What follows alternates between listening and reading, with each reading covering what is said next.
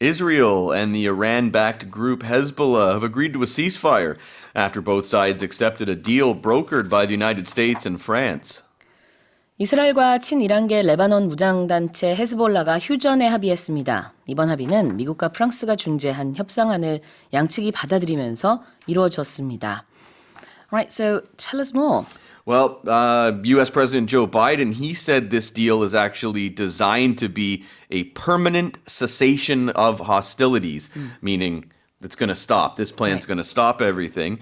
He did mention that what is left of Hezbollah and other terrorist organizations will not be allowed to threaten the security of Israel again.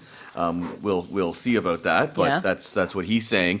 Now, the plan has Israel planning to gradually withdraw their forces over 60 days, and then Lebanon's army will take control of that territory near the border to try and ensure that Hezbollah does not rebuild its infrastructure in that area. Lebanon's caretaker prime minister, he welcomed the deal, and the foreign minister of Lebanon said at least 5,000 troops would be deployed to southern Lebanon as Israeli troops withdraw. Now, what did the Israeli side say? Israeli Prime Minister Benjamin Netanyahu, he said that he would respond forcefully to any violation of the ceasefire by Hezbollah. Now, he's actually got some opposition to this deal from within his coalition government.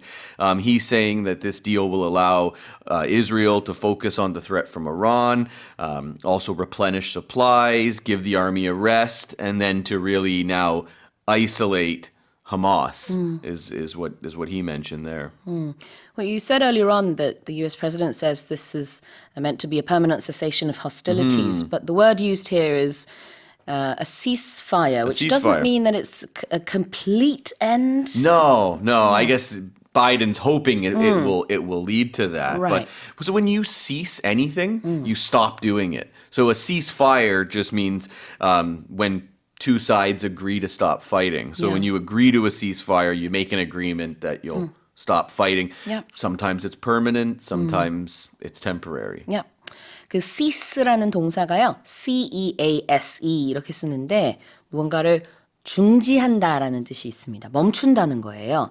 fire라는 동사는 이제 전쟁의 의미에서 썼을 때는 뭐 발포한다든지 총을 쏜다든지 이런 거를 말하기 때문에 ceasefire라는 한 단어는 휴전을 한다. 전쟁을 잠시 멈춘다라는 의미가 있습니다.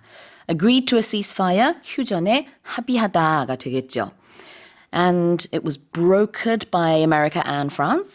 So that means, in this case, it's used as a verb, broker. So it's when somebody arranges something or negotiates something and they're the third party. Right. It's typically used for deals or agreements. Think about if you buy a house. You're the agent, your real estate agent is the broker. Sure. They're in between the buyer and the seller. 그렇죠. 지금 얘기한 거는 이제 부동산 중개인이었는데 무언가를 중개하는 거를 broker 한다고 합니다. B-R-O-K-E-R. 여기서는 this deal between Hezbollah and Israel was brokered by the United States and France. 그래서 미국과 프랑스가 중재한 그런 합의안이라는 얘기겠죠. You'll often see broker used as a noun as well.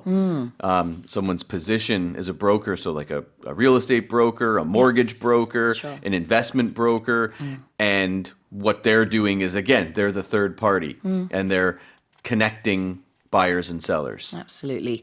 자, 그럼 제가 다시 한번 읽어보겠습니다. Israel and the Iran-backed group Hezbollah have agreed to a ceasefire after both sides accepted a deal brokered by the United States and France.